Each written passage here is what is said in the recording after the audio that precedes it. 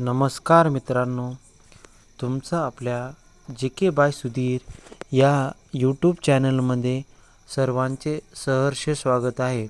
मित्रांनो, आज आपण मुंबई उच्च न्यायालय भरती 2025-26 यांच्यासाठी शिपाई हमाल लिपिक यांचा संपूर्ण पेपर आपण घेतलेला आहे.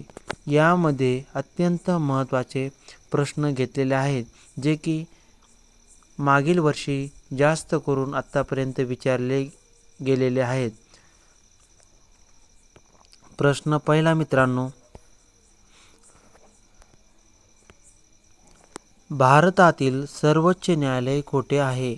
मित्रांनो, भारतातील सर्वोच्च न्यायालय हे नवी दिल्ली येथे आहे. प्रश्न दुसरा मित्रांनो, भारताच्या सर्वोच्च न्यायालयाची स्थापना कधी झाली?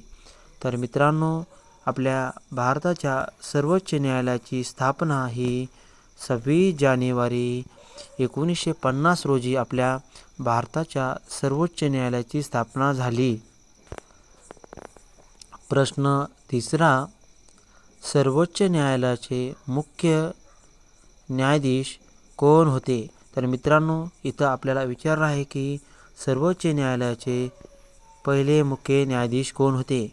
तर मित्रांनो, याला स्टार करून ठेवा आणि हा इम्पॉर्टंट क्वेश्चन आहे.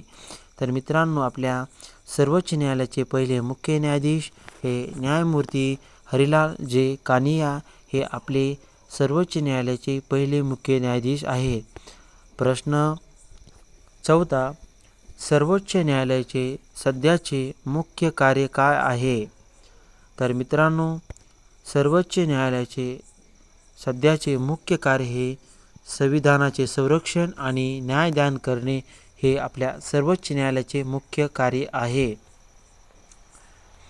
प्रश्न पाचवा, भारतातील सर्वोच्च न्यायालय एकूण किती आहेत? मित्रांनो, आपल्याला इथं विचारलं आहे भारतामध्ये सर्वोच्च न्यायालय एकूण किती आहेत, त्याच्यामध्ये न्यायाधीश किती असतात?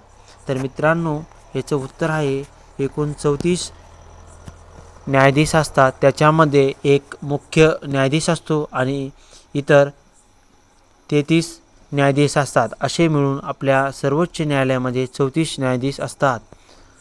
प्रश्न सहावा, उच्च न्यायालय कोणत्या स्तरावर कार्य करते? तर मित्रांनो, उच्च न्यायालय हे राज्य स्तरावर कार्य करते. प्रश्न आपला सातवा, मुंबई उच्च न्यायालयाची स्थापना कधी झाली?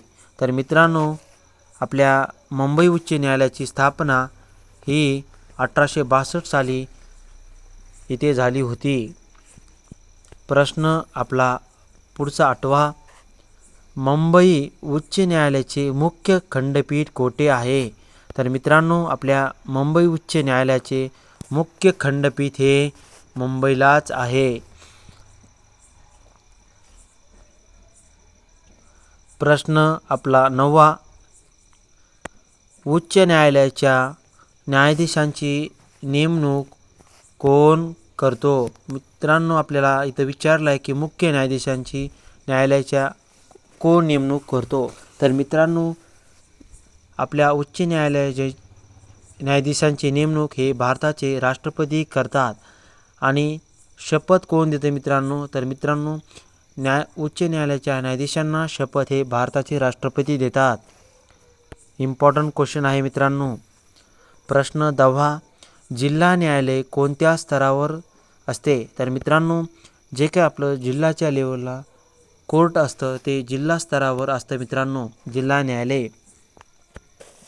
प्रश्न आपला 11वा, जिल्हा न्यायालयाचा मुख्य प्रमुख कोण असतो? तर मित्रांनो, इथं आपल्याला विचारलं आहे की जिल्हा न्यायालयाचा मुख्य प्रमुख कोण असतो? तर याचं आपलं उत्तर आहे जिल्हा न्यायालयाचा मुख्य प्रमुख हा जिल्हा न्यायाधीश असतो मित्रांनो. आणि मित्रांनो, जिल्हा न्यायाधीशाचा मुख्य कोण असतो? तर आपलं सर्वोच्च न्यायालय हे जिल्हा न्यायाधीशाचं एक प्रमुख असतं मित्रांनो. त्यांच्या अंडरमध्ये हे जिल्हा न्यायाधीश चालतं मित्रांनो.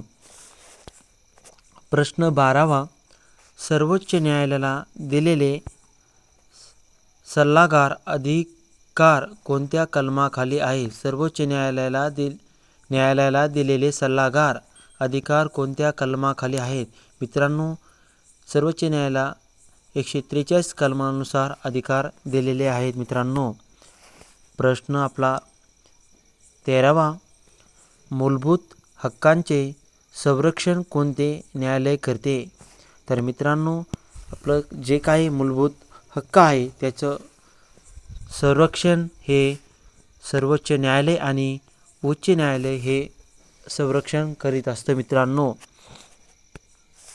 प्रश्न आपला 14वा, रीट जारी करण्याचा अधिकार कोणाला आहे?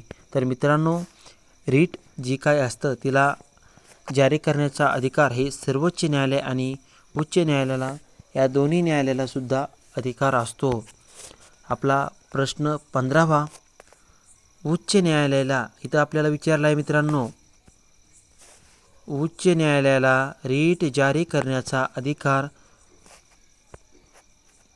कोणत्या कलमाखाली आहे? तर मित्रांनो, उच्च न्यायालयाला रीट जारी करण्याचा अधिकार हे कलम 226 नुसार आहे मित्रांनो. प्रश्न आपला 16वा, सर्वोच्च न्यायालयाला रीट जारी करण्याचा अधिकार कोणत्या कलमाखाली आहे? तर मित्रांनो, सर्वोच्च न्यायालयाला आपलं जे काही सर्वोच्च न्यायालय आहे त्याला रीट जारी करण्याचा अधिकार हे कलम 32 या कलमाखाली रीट जारी करण्याचा अधिकार दिलेला आहे मित्रांनो. आपला प्रश्न 17वा, भारतातील न्यायालयांची रचना कशी आहे? तर मित्रांनो, आधी इम्पॉर्टंट क्वेश्चन आहे मित्रांनो, ह्याला स्टार करून ठेवा. तर मित्रांनो, आपल्या जे काही भारतीय न्यायालयीन व्यवस्था आहे ती एकात्मिक न्यायालयीन व्यवस्था आहे. प्रश्न आपला 18वा, लोक अदालत कोणत्या कायद्याअंतर्गत स्थापन झाली? तर मित्रांनो, लोकांसाठी ही अदालत असते आणि ह्याची जी काही स्थापना ही आहे ती कायदेशीर सेवा प्राधिकरण नियम 1987 या कायद्यानुसार लोक अदालतची स्थापना झालेली आहे. प्रश्न 19वा, कौटुंबिक न्यायालयाची स्थापना कशासाठी केली जाते? तर मित्रांनो, कौटुंबिक जी काही न्यायालय असतं त्याची स्थापना ही कौटुंबिक वाद सोडवण्यासाठी केलेली आहे मित्रांनो. आपला प्रश्न 20वा, बाल न्यायालय कोणत्या प्रकरणासाठी असते? तर मित्रांनो, हे बाल न्यायालय हे बालकांच्या संबंधित गुन्ह्यासाठी जे काही बाल न्यायालय आपण स्थापन केलेलं असतं. तर मित्रांनो, आपला पुढचा प्रश्न जो 21वा आहे, न्यायालयीन पुनरावलोकन म्हणजे काय? तर मित्रांनो, जे काही न्यायालयीन पुनरावलोकन म्हणजे कायदे आणि निर्णयांची घटनात्मक तपासणी म्हणजे न्यायालयीन पुनरावलोकन होय. आपला प्रश्न 22वा, सर्वोच्च न्यायालयाचा निर्णय कोणावर बंधनकारक असतो? तर मित्रांनो, अति इम्पॉर्टंट क्वेश्चन आहे. तर मित्रांनो, जो काही सर्वोच्च न्यायालयाचा निर्णय हा बंधनकारक सर्व न्यायालयांना असतो. मित्रांनो, जिल्हा न्यायालय, उच्च न्यायालय अशा सर्वोच्च न्यायालयाचा एक दिलेला जो काही निर्णय असतो तो अंतिम असतो मित्रांनो. आपला प्रश्न 23वा, भारतातील सर्वात जुने न्यायालय कोणते? तर मित्रांनो, भारतातील सर्वात जुनं उच्च न्यायालय मुंबई उच्च न्यायालय आहे मित्रांनो आणि त्याची स्थापना ही 1862ला झाली आहे मित्रांनो. आपला प्रश्न 24वा, न्यायालयीन अवमान म्हणजे काय? तर मित्रांनो, न्यायालयीन अवमान म्हणजे काय? तर मित्रांनो, न्यायालयीन अवमान म्हणजे न्यायालयाचा अपमान करणे होय.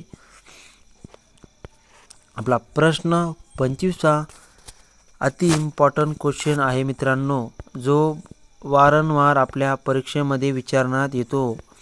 तर मित्रांनो, ग्राम न्यायालय कोणत्या भागात स्थापन केले जाते? मित्रांनो, ग्राम न्यायालय हे ग्रामीण भागामध्ये स्थापन केले जाते.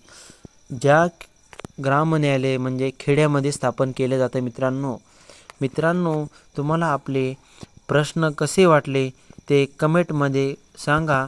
जर तुम्हाला असेच व्हिडिओ आवडले तर आपल्या चॅनलला लाईक करा, सबस्क्राईब करा आणि लोकांपर्यंत जास्तीत जास्त शेअर करा, जेणेकरून ज्यांना या अत्यंत येणाऱ्या आगामी परीक्षेसाठी अत्यंत महत्त्वाचे प्रश्न आज आपण घेतलेले आहेत. मित्रांनो, तुम्हाला आपला व्हिडिओ आवडला तर लाईक सबस्क्राईब करायला विसरू नका. चला तर आपण असेच प्रश्न दररोज डेली घेत आहोत मित्रांनो.